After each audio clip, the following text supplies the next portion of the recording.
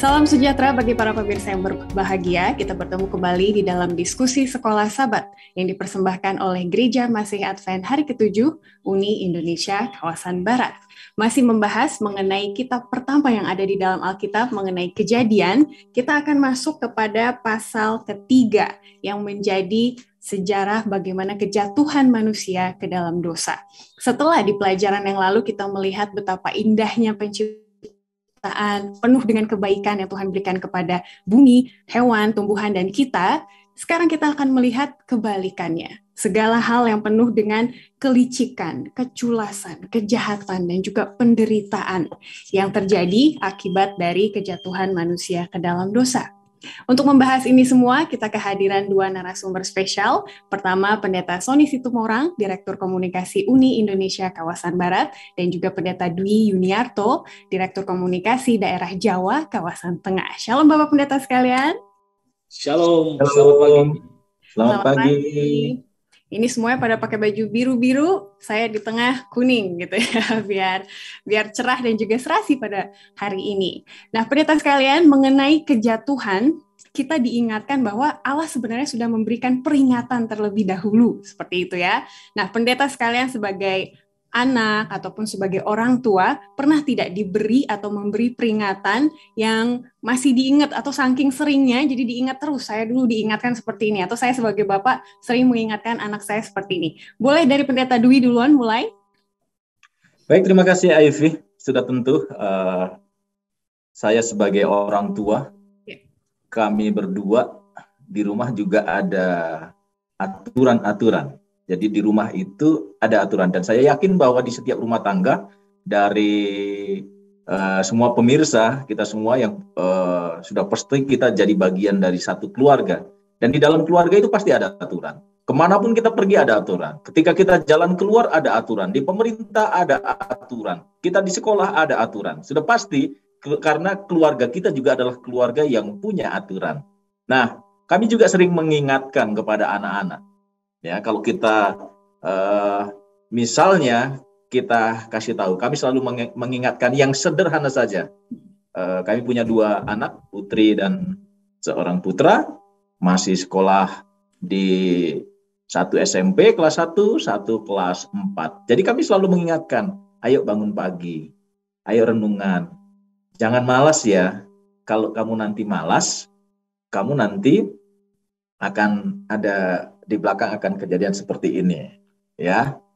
Jadi kita harus rajin. Kami selalu mengingatkan. Contoh kalau misalnya kami latih dia untuk mereka cuci piring atau apa, kami ingatkan hati-hati kalau ini jangan taruh piringnya di pinggir atau gerasnya di pinggir.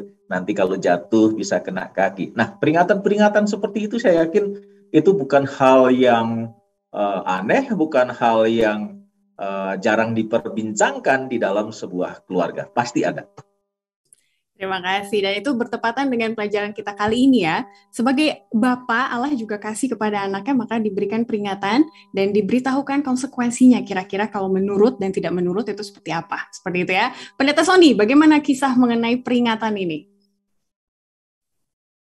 Waktu saya masih kecil, kelas 1 atau kelas 1 atau belum sekolah, di tempat di mana ayah saya waktu sebagai kepala sekolah ada sebuah sungai yang sangat kotor dan juga dalam. Saya nggak bisa berenang. Seringkali saya tergiur melihat teman-teman yang masih kecil udah pintar berenang. Tapi bapak saya katakan, jangan pernah jemplung atau berenang di sungai itu. Nanti kamu hanyut. Saya lihat teman-teman seperti enak. Entah kenapa tiba-tiba saya buka baju, saya langsung terjun. Karena teman-teman seperti berlari-lari di tengah sungai itu. Nah, ketika saya terjun, akhirnya saya gak bisa berenang, saya langsung hanyut. Wah, ya, tahulah ekspresi hanyut bagaimana ya. Untung teman saya tolong, dia tarik, disuruh pegang bambu. Sejak saat itu saya berpikir begini, benar, berarti orang tua mengingatkan kita sesuatu karena dia tahu kemungkinan atau kecenderungan ada bahaya di sana. Jadi dia katakan jangan pernah main di sungai. Sejak saat itu saya tidak mandi di sungai. Kalaupun mandi, terpaksa curi-curi saya ambil tempat yang dangkal. Itu Ivy. Terima kasih. Terima kasih Pendeta. Tapi nggak trauma kan ya Pendeta? Sekarang udah bisa berenang? Sekarang paling jago berenang. Oke, puji Tuhan. Ada pelajaran indah yang bisa dipetik dari kejadian menakutkan seperti itu ya. Baik, saudara sekalian, saya akan bacakan ayat hafalannya sebelum Pendeta Dwi nanti akan berdoa bagi kita. Dari Kejadian 3 ayat 15. Aku akan mengadakan permusuhan antara engkau dan perempuan ini, antara keturunanmu dan keturunannya. Keturunannya akan meremukkan kepalamu, dan engkau akan meremukkan tumitnya. Pendeta Dwi, silakan. Mari kita berdoa. Bapa kami yang bertahta dalam kerajaan sorga, kami ucapkan puji syukur dan terima kasih Tuhan memberkati kami, menyertai kami. Saat ini kami membutuhkan kuasa Roh Kudus untuk memberi pengertian kepada kami ketika kami akan berdiskusi pelajaran sekolah Sabat. Tuhan, kiranya Engkau memberkati kami supaya kami boleh menyampaikan firman Tuhan ini sesuai dengan kehendak-Mu. Ampuni kami dari dosa dan pelanggaran kami, di dalam nama Tuhan Yesus kami berdoa dan mengucap syukur. Amin. Amin. Para pemirsa sekalian, terima kasih untuk pertanyaan dan juga pendapat yang telah diberikan di episode pertama pelajaran minggu lalu. Dan nanti di akhir dari diskusi pelajaran kali ini, kami akan menjawab 2 pertanyaan yang sudah masuk. Terima kasih, mohon ditunggu dan kita nikmati dulu diskusi kali ini. Jadi benar, mengenai peringatan, bukan maksud Tuhan untuk menakut-nakuti Adam dan Hawa gitu ya, akan konsekuensi buruk yang terjadi, tapi ada maksud harapan bahwa meskipun ada kejatuhan atau meskipun Adam dan Hawa gagal menuruti firman Tuhan, Tuhan telah membuat jalan keluar bagi kita semua. Jadi selama kita mempelajari pelajaran-pelajaran selama kuartal ini, mari tetap kita ingat bahwa tema besarnya adalah kasih karunia Tuhan kepada kita sejak dari awalnya. Kita masuk ke hari Minggu dengan judul Ular. Saya melihat ada persamaan dari minggu ke minggu pelajarannya. Penulis buku Sekolah Sabat selalu memulainya dengan karakter utama di pasal tersebut gitu ya. Dan di pasal ketiga karakter utamanya adalah ular. Pendeta Sony boleh bawa kita siapa ular yang dimasuk dan kenapa bentuknya ular? Karena kita tahu si ular ini sebenarnya bisa memilih bentuk-bentuk yang lain gitu ya. Silakan Pendeta.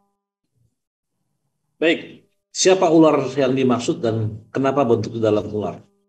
Ketika kita baca pendahuluan, maka salah satu tokoh yang langsung disorot adalah apa? Tokoh antagonisnya. Atau bisa kita katakan ular itu sendiri. Kenapa? Karena dia mempunyai suatu peranan penting dalam hal menjadi, saya katakan pribadi ya, yang menjadi musuh Allah sendiri. Dalam konteks ini ketika Tuhan memberikan kepada Adam dan Hawa untuk mengelola taman ini, maka satu hal yang Tuhan katakan di pendahuluan dalam Kejadian 1, Kejadian 2 ayat 16-17, semua buah dalam taman ini boleh kau makan buahnya kecuali apa? Pohon pengetahuan yang baik dan jahat ini. Pada hari yang engkau makannya pastilah engkau mati.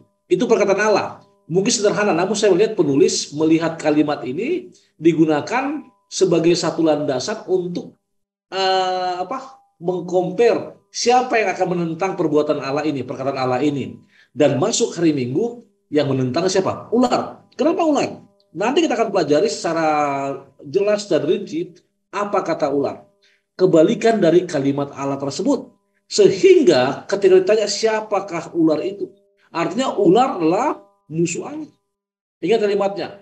Ketika Allah katakan engkau akan mati, maka ular katakan apa? Kamu tidak akan mati, bahkan kamu akan bisa memiliki kemampuan sama seperti Allah, melihat, kan begitu. Nah, itu sebabnya ketika pertanyaan ini muncul, maka kita harus mengetahui bahwa tokoh antagonis ini atau ular ini adalah perlambang setan karena pada saat itu, bagi para pemirsa yang suka googling atau baca-baca tulisan referensi lain, dikatakan bahwa ular merupakan hewan atau binatang yang paling cantik. Dalam konteks ini mungkin kita nggak berpikir ular seperti sekarang ini. Bahkan kalau saudara lihat referensi di tulisan Ron Hubbard, ular itu sepertinya bersayap, artinya makhluk paling cantik. Sehingga setan mengambil apa yang menjadi yang enak dilihat untuk menjatuhkan apa yang enak dimakan kan? Karena dua ini kan, apa yang dilihat dan apa yang dirasa. Itu kelemahan manusia dasarnya. Sehingga dengan tampilan itu Hawa yang merupakan manusia paling cantik itu apa? Jatuh. Jadi siapa ular ini dan bagaimana dia menipu Hawa? Ular menggunakan kelebihannya. Ular menggunakan daya tariknya. Dan dia berhasil menggoda dari apa? Dari apa yang dilihat dan apa yang dirasa. Dan sudah tentu Alfa Omega langsung mengatakan di sini apa? Dia paling cerdik, dia paling indah, seorang yang punya sayap dan terbang dan lain-lain. Dan dia adalah setan. Terima kasih. Amin, sangat jelas sekali ya. Jadi dipilih bentuk ular supaya tidak menimbulkan kecurigaan. Jadi gampang didekati seperti itu ya. Salah satu trik dari setan tersebut. Jadi benar ya Pendeta Dwi bahwa bentuk ular itu bukan metafora ya. Karena orang pikir ular gambarnya aja tapi aslinya wujud orang kok gitu ya. Tapi memang betul-betul ular. Dan tadi Pendeta Sony sudah masuk ke dalam strateginya, yaitu memutarbalikkan fakta. Ada strategi lain nggak Pendeta yang bisa kita lihat dari bagaimana ular menghasut Hawa ini? Kalau kita melihat dari cerita ini, karena kita sekarang sebagai pembaca, ya, kita ini kan pembaca yang langsung kita bisa menghubungkan dengan kitab-kitab yang lain, yang ada di Kejadian, yang ada di buku Wahyu. Kita langsung bisa mendapat gambaran bahwa ular itu menggambarkan iblis, ya, menggambarkan setan. Tapi pada waktu, sebagaimana yang Pendeta Sony tadi katakan, pada waktu Adam dan Hawa diciptakan, kan dia belum tahu gambaran itu. Dia tidak tahu bahwa ular itu adalah gambaran dari iblis atau setan. Dan setan, karena dia pintar, ya, dia ya pernah bersama-sama dengan Allah kalau kita baca sejarahnya, makanya dia menggunakan satu trik yang dalam pelajaran sekolah sahabat itu dikatakan licik, culas. Dan dia selalu menggunakan kutipan-kutipan di dalam apa? Dalam Alkitab. Jadi jangan dipikir bahwa setan nggak mengerti firman Tuhan. Jangan pernah dipikir bahwa setan ini nggak ngerti firman Tuhan, nggak ngerti Alkitab. Sangat fasih, sangat ngerti. Jadi kalau dia datang dalam wujud menakut-nakuti Hawa waktu itu, ya sudah tentu Hawa, ini musuh ini. Tapi karena dia datangnya dalam wujud ular, lalu seorang komentator Alkitab yang saya percayai diinspirasikan oleh Tuhan, Ellen G. White, dia memberikan keterangan ular adalah yang paling cerdik, yang paling menarik. Ada sayapnya zaman itu, dia bisa terbang, dan kalau terbang berkilau-kilauan menarik. Makanya Hawa tertarik. Ngobrol. Ya, hati-hati kalau kita sudah mulai ngobrol-ngobrol dengan setan. Ya, mendekati. Nah, caranya adalah licik, culas, dan dia mengutip firman Tuhan. Betul. Jadi, dan dia balikkan, ya, dia balikkan itu semuanya. Jadi ya, semua pekerjaan setan dari dulu sampai sekarang adalah dia bekerja mirip, tapi itu beda, ya. Sama seperti uang asli dan uang palsu. Jadi dibuat mirip. Kalau uang 100.000 warna merah, lalu tiruannya dibikin warna hijau langsung ketahuan. Jadi dibikin mirip-mirip penipuan itu. Oke, itu Ivy. Amin. Jadi mengutip firman Tuhan dan juga bertanya itu hal yang baik ya. Tapi kalau motivasinya sudah licik dan culas, bisa jadi seperti setan, seperti itu. Nah ini ada pertanyaan menarik di bawah yang juga sama dengan pertanyaan nomor 2 di hari Jumat. Saya mau minta jawaban dari Bapak Pendeta semua, satu orang satu ya. Jadi kita tahu bahwa trik setan ini masih berlaku sampai sekarang. Kira-kira apa pertahanan terbaik supaya kita bisa melawan trik-trik ini? Pendeta Sony boleh sebutkan satu, nanti Pendeta Dwi satu. Apa jawaban terbaik? Maka jawaban yang paling sederhana dan paling tepat saya rasa adalah menuruti perintahnya dan beriman kepadanya. Sehingga kita akan boleh terhindar dari tipu daya dan rayuan si iblis. Terima kasih. Jadi ketahui yang aslinya gitu Pendeta ya, sebelum nanti ditipu sama yang palsunya. Dari Pendeta Dwi bagaimana? Pertahanan terbaik melawan tipuan setan. Kalau Yesus, ya, kita tidak pernah meragukan Yesus adalah Allah. pada waktu dia mau ditipu oleh iblis, ya, dia berhadapan langsung, face to face, ya, head to head pada waktu Yesus memulai pelayanannya. Ketika dia mau menipu, ya, jika engkau anak Allah, ubah batu-batu ini jadi roti. Jika engkau anak Allah, jatuhkan dirimu. Jika engkau anak Allah, ya sembah. Kan ada pada waktu Yesus di awal pelayanannya. Yesus selalu jawab, ada tertulis. Jadi patokannya adalah supaya aman kita, ada tertulis. Jadi harus baca. Oke. Sehati ya sama Pendeta Sony jawabannya. Dan kalau saya lihat juga jangan mendekat kepada pencobaan ya. Kalau kita udah tahu ini aneh-aneh nih, tapi Hawa dia ngobrol terus gitu ya, kata Pendeta Dwi tadi. Dan juga kedua, kalau kita lihat tambahan dari buku Guru, Sekolah Sahabat Guru, dikatakan bahwa Hawa lupa berdiskusi dengan suaminya. Jadi dia lupa ada support system-nya katanya. Bahwa segala sesuatu pertimbangan ada baiknya kita diskusikan kepada Tuhan, kita doakan, dan juga bicarakan kepada orang. Oke, kita lanjut ke hari Senin. Kita masuk ke objeknya nih, ada buah yang terlarang. Kita tahu buah ini adalah buah saja gitu ya, nggak ada magisnya, nggak ada spesialnya, tapi dari objek buah ini ada prinsip yang mau Tuhan ajarkan. Di pelajaran hari Senin disebutkan prinsipnya ada dua, ada masalah keabadian maksud saya, dan yang kedua adalah menjadi seperti Tuhan. Pendeta Sony boleh bawa kita ke dua konsep itu? Oke, terima kasih. Keabadian dalam menjadi seperti Tuhan. Para pemirsa boleh baca dalam Kejadian pasal 3 ayat yang ke-5. Oke, ayat 4 mulai. Dikatakan, tetapi luar itu berkata kepada perempuan itu, sekali-kali kamu tidak akan mati. Ini merefer kepada keabadian ya. Eternal apa? Life. Yang kedua, tetapi Allah mengetahui pada waktu kamu memakannya, matamu akan terbuka. Dan kamu akan menjadi seperti Allah, tahu tentang yang baik dan yang jahat. Nah, itu dua kunci tadi yang Ivy katakan. Kenapa sampai dikatakan demikian? Saya katakan tadi di awal, manusia punya kelemahan di mata ya, sama di indera perasa. Ada satu lagi, tapi kita nggak bahas di sini. Cuma itulah yang membuat manusia selalu apa? Jatuh. Coba Ivy, Pastor lihat di dalam kehidupan dunia sekarang ini apa yang membuat dia jatuh? Apa yang saya lihat dan apa yang saya rasa itu mengarah kepada nafsu duniawi. Jadi ketika dia kan dua hal itu, kenapa saya katakan itu? Karena begini. Apa saya katakannya?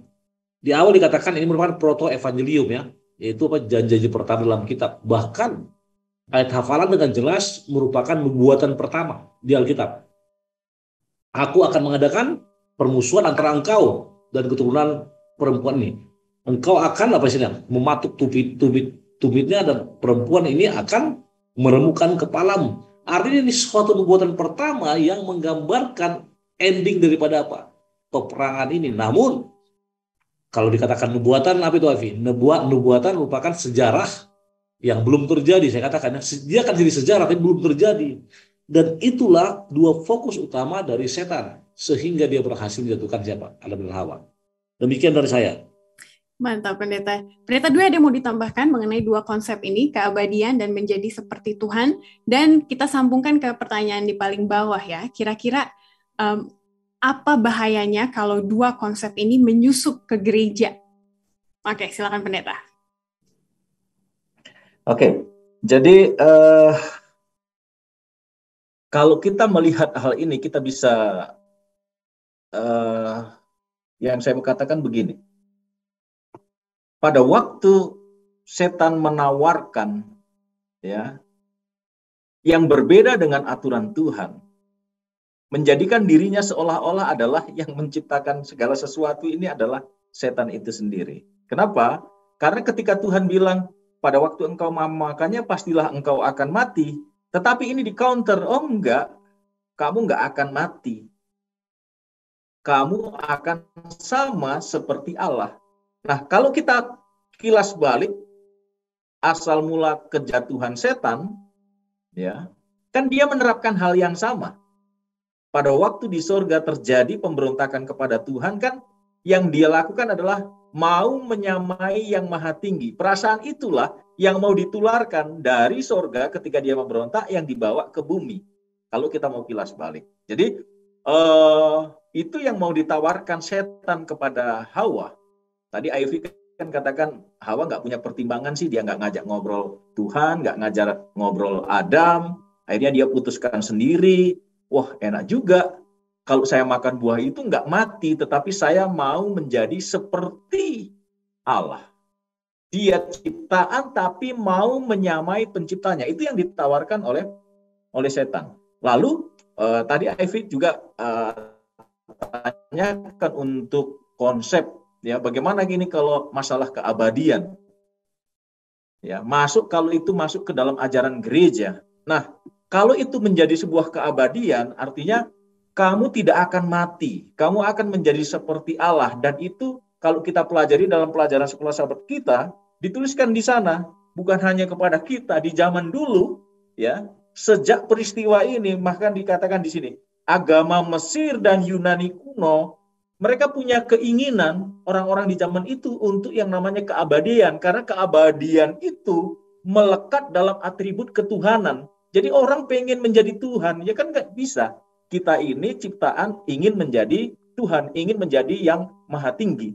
Nah, kalau benar-benar ada keabadian, dia sudah melakukan kesalahan, tidak ada keabadian, berarti nggak ada penghakiman, kan gitu. Yang jahat ya jahat terus, melakukan seperti itu, betapa bahayanya. Dan itu kalau masuk dalam konsep gereja, sudah tentu itu menyesatkan banyak orang. Itu yang saya bisa sampaikan, Eva.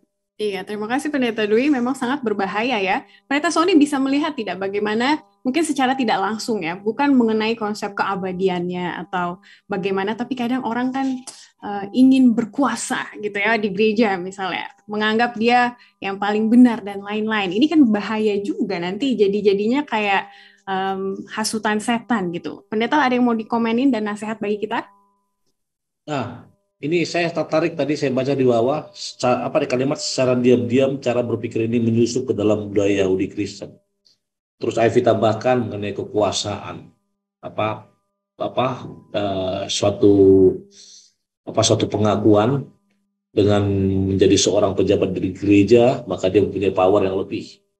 Dan of course itu sangat berbahaya. Dan itu mewabah saat ini di berbagai gereja. Saya tidak akan sebutkan di mana. Namun coba kita perhatikan. Saya sering katakan kepada anggota jemaat bahwa kita ini sama seperti ten virgin ya. Berapa kali saya katakan. Baju sama, atribut sama, attire sama, berperpuluhan sama, persembahan sama, semua sama. Tapi pada akhirnya nanti apa terjadi? Hanya 5 yang masuk. Nah, bahaya apa yang terjadi saat ini? Apa kira-kira yang harus dibuat? Itu sebabnya Ellen White. Jadi kita percaya kita percaya Ellen G. White, dia selalu menekankan apa? Humbleness, roh kerendahan hati. Bahkan yang paling luar biasa, ketika sindrom ini masuk ke gereja, maka gereja bukan lagi tempat di mana kata eklesia itu terimplementasi. Itu orang-orang yang paling keluar. Tapi gereja menjadi kayak suatu kendaraan yang ingin menunjukkan siapa yang paling kuat, siapa yang paling kaya, siapa yang paling berkuasa, dan itu akan berefek kepada setiap sendi anggota gereja, bahkan kepada gembala sekalipun. Ya, jadi mungkin bukan di antara kita ini ya.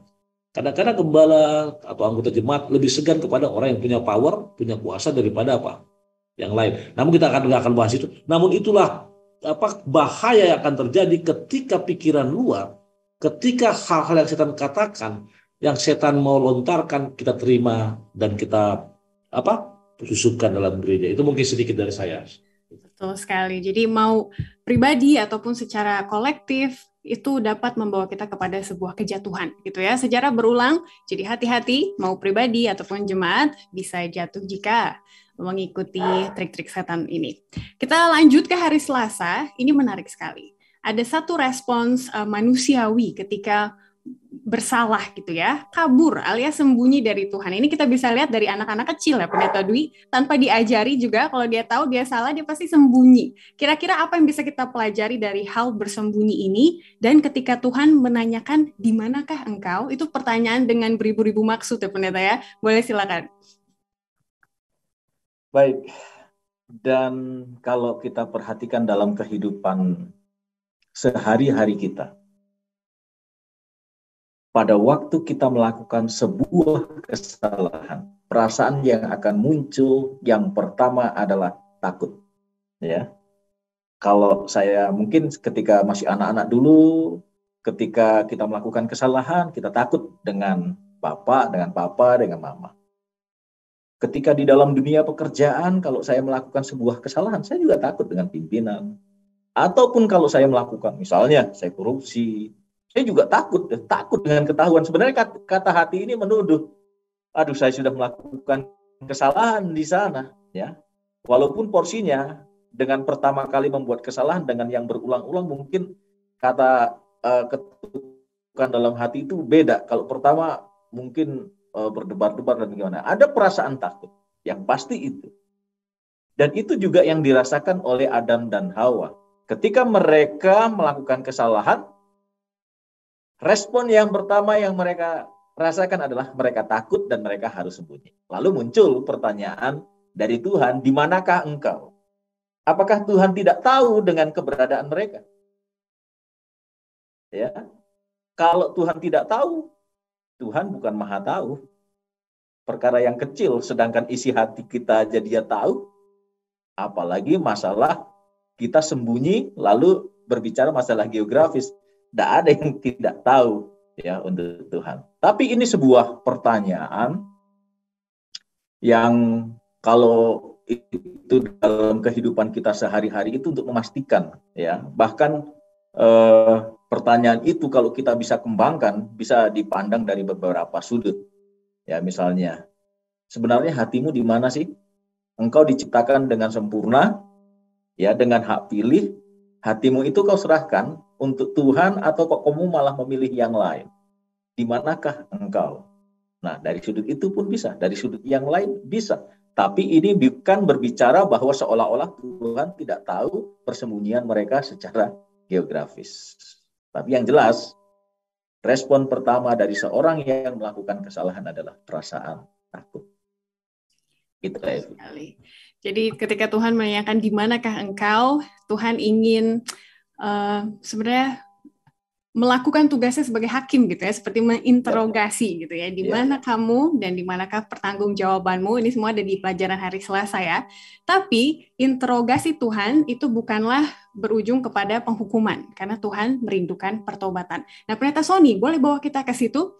Bagaimana caranya ketika Tuhan menginterogasi, itu bukan memberikan hukuman, tapi lebih kepada membawa kita ke arah yang baik.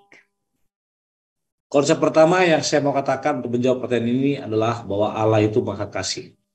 Yang kedua, Allah itu pengampun.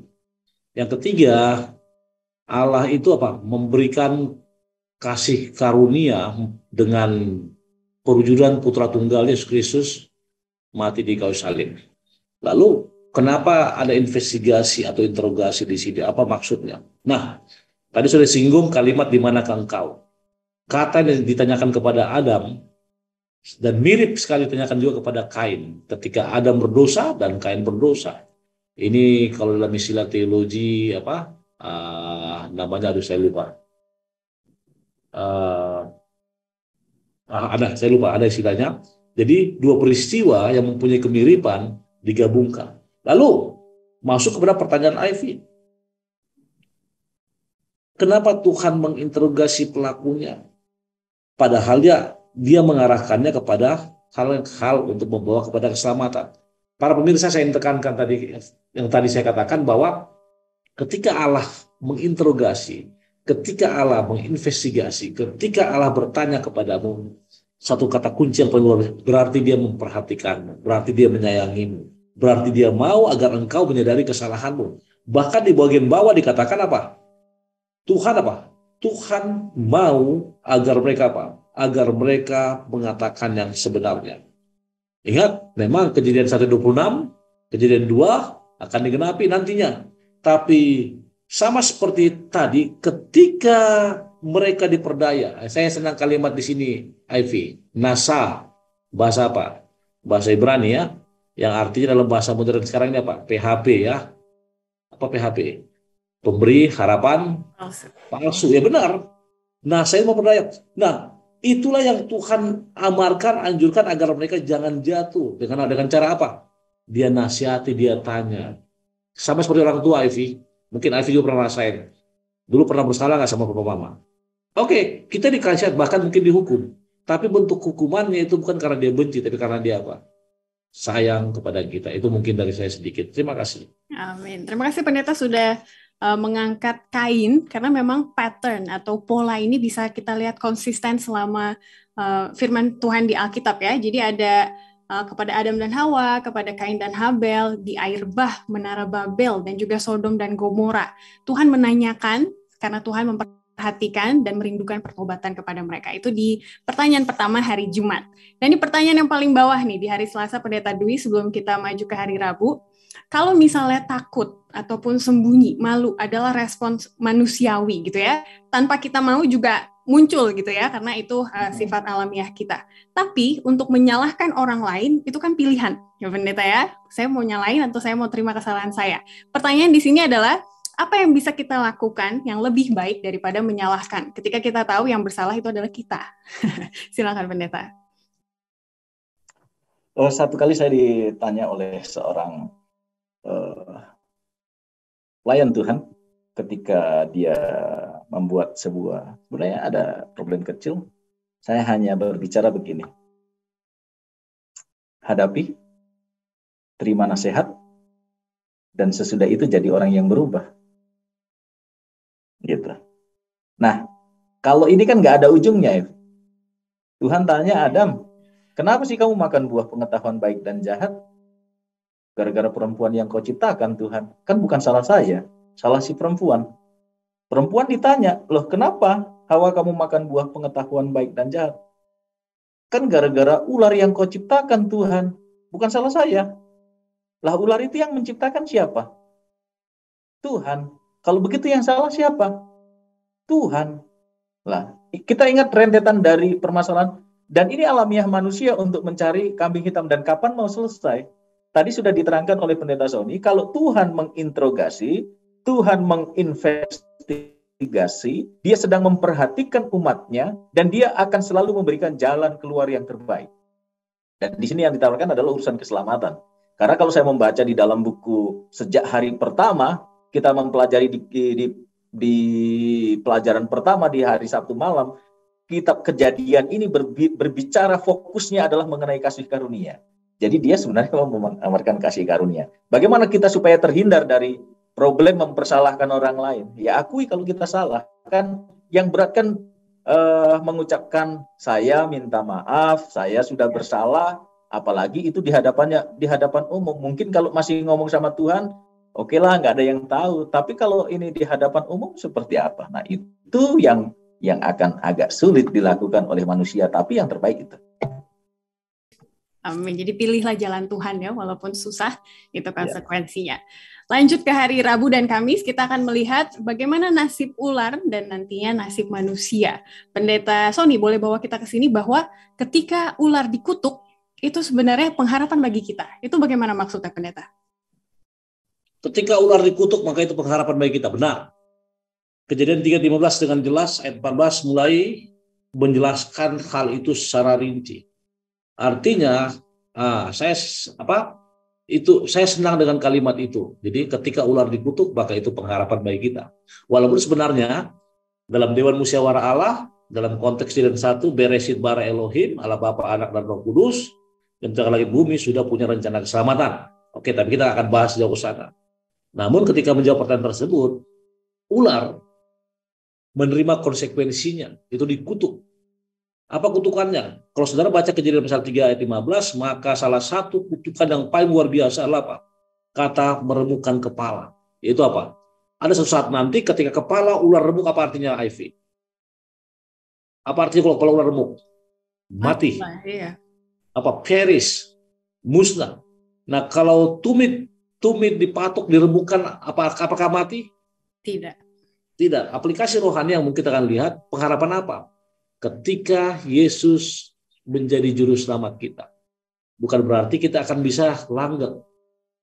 Dipatuk tumit, diremuk tumit, artinya dalam proses iman dan kerohanian kita, maka kita akan mengalami ujian, cobaan yang boleh jadi menyakiti hati kita, mungkin terjatuh. Dan saya percaya masing-masing kita punya apa? Punya problema hidup, punya pergumulan hidup. Nah, inilah yang dilambangkan kalau kita ambil aplikasinya dengan meremukkan tumitnya. Artinya kita tersiksa, kita kena namun tidak mati. Sama seperti apa?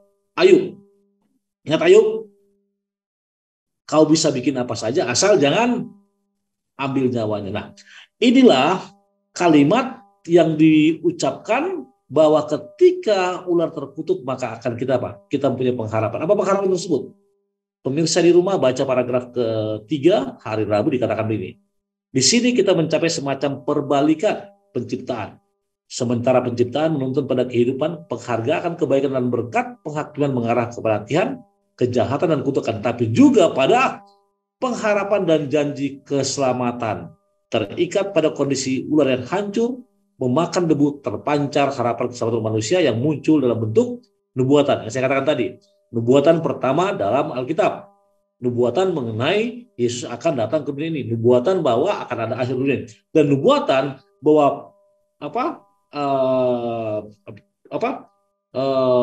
konsekuensi dosa tersebut akan hilang nantinya ketika the Savior, nah seperti KKR kita kemarin ya, juru selamat itu akan mati menggantikan kita dan kita dilayakkan untuk menerima kasih karunia dan mendapatkan keselamatan dengan kasih karunia Allah. Itu mungkin dari saya. Terima kasih.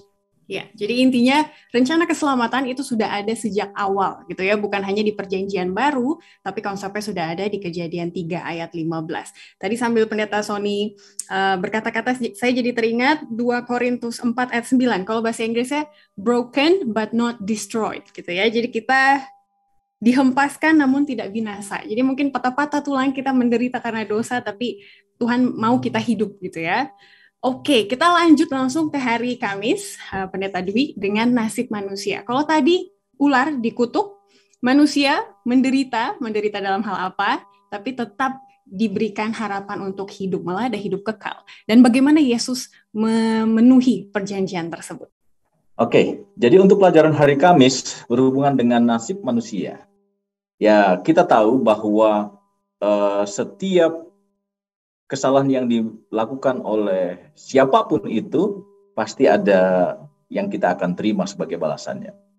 Makanya di sini dikatakan, sementara penghakiman Allah atas ular secara eksplisit diidentifikasikan sebagai kutukan, penghakiman Allah atas laki-laki dan perempuan bukan kutukan. Satu-satunya saat di mana kata kutukan digunakan lagi itu hanya berlaku untuk tanah. Kejadian 3 ayat 17. Artinya Tuhan memiliki rencana lain untuk pria dan wanita. Sebagai lawan dari ular, mereka ditawari harapan yang tidak ditawarkan kepadanya.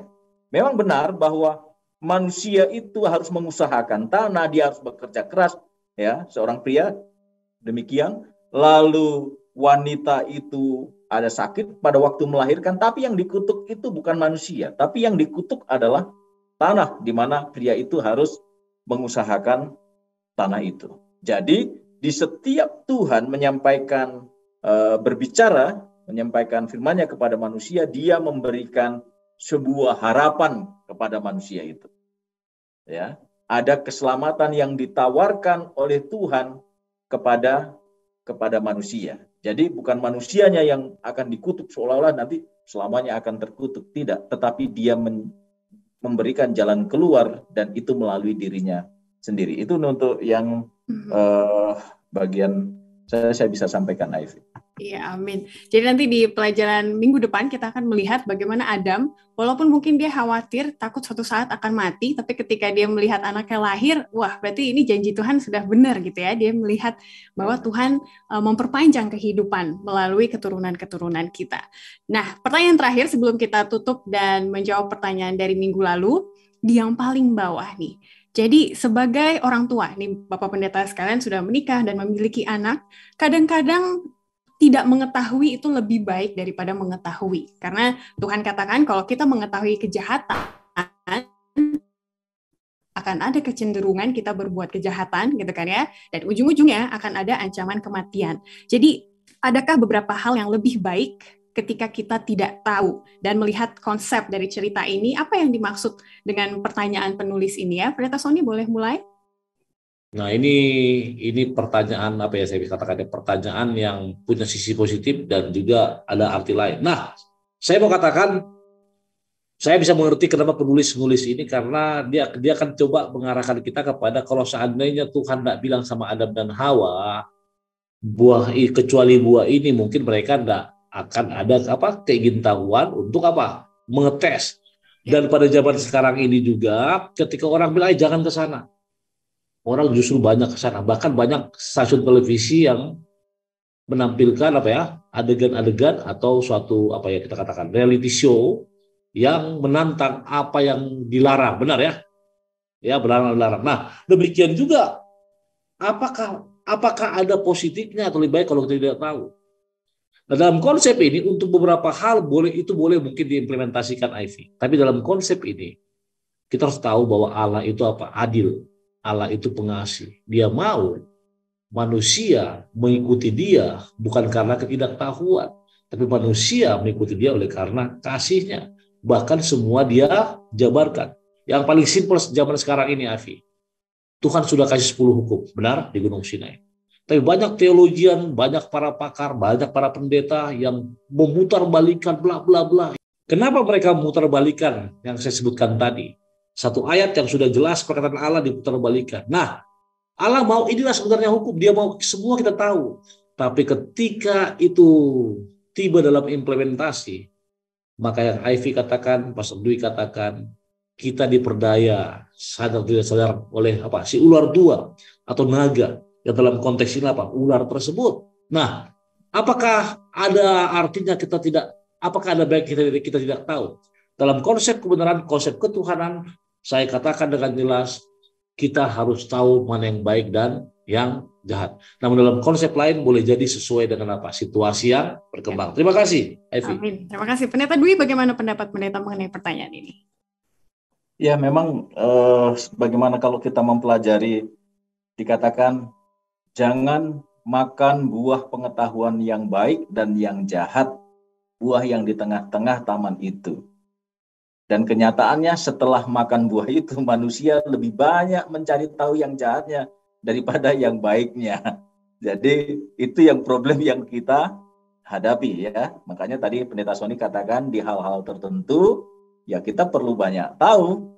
Nah, tapi urusan dengan buah pengetahuan baik dan jahat ini, ketika Tuhan bilang, jangan makan buah pengetahuan baik dan jahat, sekarang ketika manusia memakan itu, mereka lebih banyak belajar tentang yang jahatnya daripada yang baiknya. Kan kecenderungan hati manusia berbuat jahat. Betul.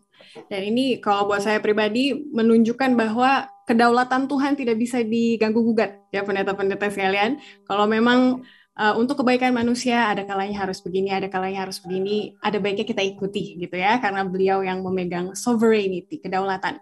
Sebagai terakhir sebelum kita tutup, jadi bagaimana hidup di dunia yang jahat ini ketika kita mengetahui bahwa banyak sekali pengetahuan yang jahat, saya juga cenderung berbuat jahat. Jadi bagaimana kita harus hidup mengetahui ada setan, ada Allah, dan ada kita di tengah-tengahnya. Silahkan Pendeta Dwi dahulu boleh? Pilihan ada di tangan Anda. Sekarang ini ada pertentangan antara yang baik dan yang jahat, dan medan pertempuran itu ada di pikiran manusia. Pilihan ada di tangan kita sepenuhnya. Kita pilih Tuhan atau kita pilih setan. Amin. Cuma 2 pilihannya. Pendeta Sony silakan. Baik. Saya hanya ingin katakan satu kalimat aja.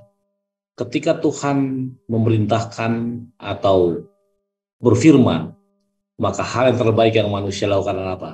Menurutinya dan mempraktekannya. Terima kasih. Amin.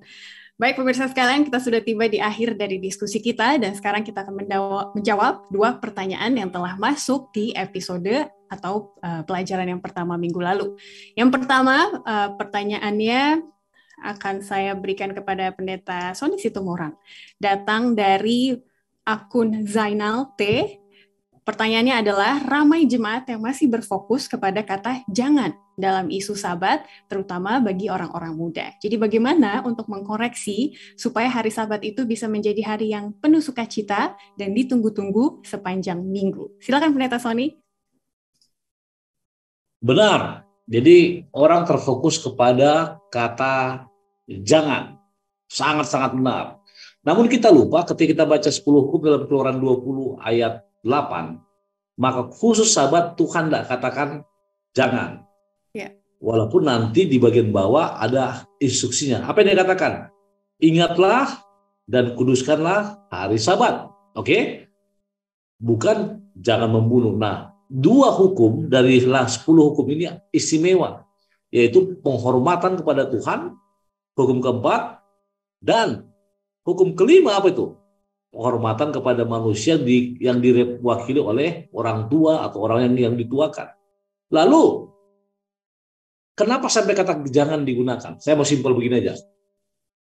Tuhan mau supaya sahabat ini kita memelihara kekudusannya. Ya kan? Seperti kemarin bukan menguduskan ya. To keep the Sabbath holy. Memelihara kekudusan sabat. Nah, benar yang dikatakan. Orang bicara sabat, jangan. Namun sebenarnya kalau dalam konsep kita adalah begini. Saya tidak akan mau baca koran. Saya tidak mau diganggu oleh baca koran. Saya tidak mau diganggu oleh aktivitas duniawi. Saya tidak mau diganggu oleh hal lainnya. Saya mau sabat ini saya fokus kepada Tuhan. Ketika itu kita lakukan, maka itu akan menjadi sabat sukacita. Tapi, kenapa banyak sahabat sekarang jadi beban? Karena dia harus masak banyak, karena dia harus begini, harus begitu. Namun saya katakan, menurut firman Tuhan, Tuhan mau kita hanya fokus kepadanya. Untuk sementara, setiap sahabat mari fokus pada Tuhan dan tidak diganggu oleh hal-hal sekular. Sehingga orang-orang muda, orang tua, anak-anak dapat merasakan itu menjadi apa? Sahabat yang sukacita. Terima kasih. Baik sekali. Jadi diperlukan perubahan mindset, cara pikir, dan kalau boleh mulainya dari kita gitu ya, supaya generasi-generasi berikutnya juga akan mengikuti. Pertanyaan kedua datang dari akun Lupita Sari. Pertanyaannya adalah, apa perbedaan manusia dengan hewan yang secara di Alkitab Kejadian 2:19 hewan dan manusia sama-sama dibentuk dari tanah? Silakan Pendeta Dwi. Baik, pelajaran itu ada di minggu lalu, pelajaran hari Rabu, tanggal 30 Maret. Ya, apa perbedaannya? Kan Tuhan juga membentuk binatang juga dari debu tanah, manusia juga dari debu tanah.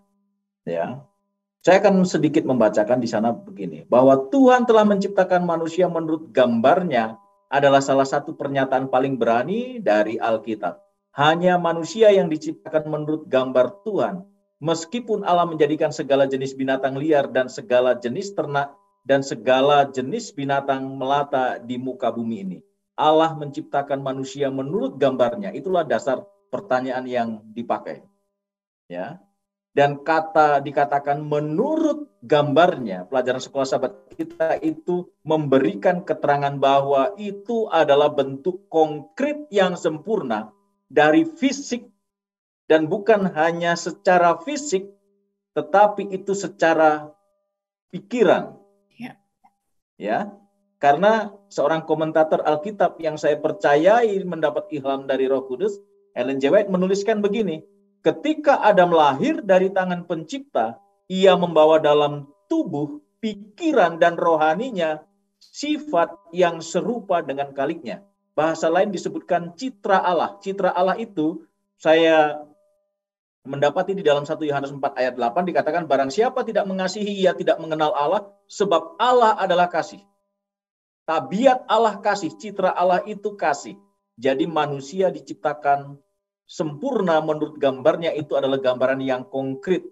Itu termasuk berbicara secara fisik biologisnya. Dia bisa bernafas ketika Tuhan menghembuskan nafas hidup. Tetapi bukan hanya berbicara nafas hidup secara biologis, kehidupan kita secara fisik, tetapi dia berbicara secara pikiran. Di sini dikatakan pikiran dan rohaninya.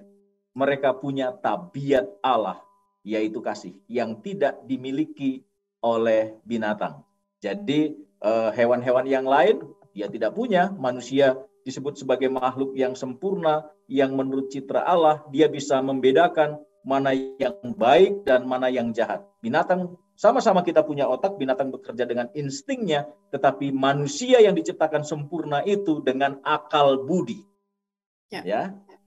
Dan setelah berdosa, citra Allah itu hilang dari kita, dan sekarang sedang kita Tuhan yang memberikan teladan terlebih dahulu mengenai kasih-Nya. Terima kasih, Aif. Jelas sekali ya, semoga itu menjawab pertanyaan dari Bapak Zainal dan juga Ibu Lupita. Terima kasih untuk partisipasinya para pemirsa sekalian. Kita tunggu pertanyaan dan juga pendapat berikutnya di kolom komen yang akan kami respon di episode-episode mendatang. Terima kasih Pendeta Dwi dan juga Pendeta Sony. Bolehkah saya minta kesediaan Pendeta Sony untuk berdoa bagi pemirsa kita? Kita berdoa. Bapak Semawi, terima kasih Tuhan atas pelajaran yang indah yang boleh kami dengarkan, yang kami percaya dan kami imani mengangkat iman kami lebih dekat kepada Tuhan. Berkati hamba-Mu, Pendeta Dwi, Ivy, juga Daniel di belakang layar. Berkati para pemirsa di mana mereka berada, dan biarlah dengan materi ini mereka akan semakin dikuatkan. Dan bila mana mereka punya masalah, problema, hubungan hidup, atau apapun yang mereka syukuri, Engkau campur tangan dalam kehidupannya. Terima kasih Tuhan karena Engkau mendengar doa kami. Dalam Yesus kami berdoa. Amin. Amin. Amin.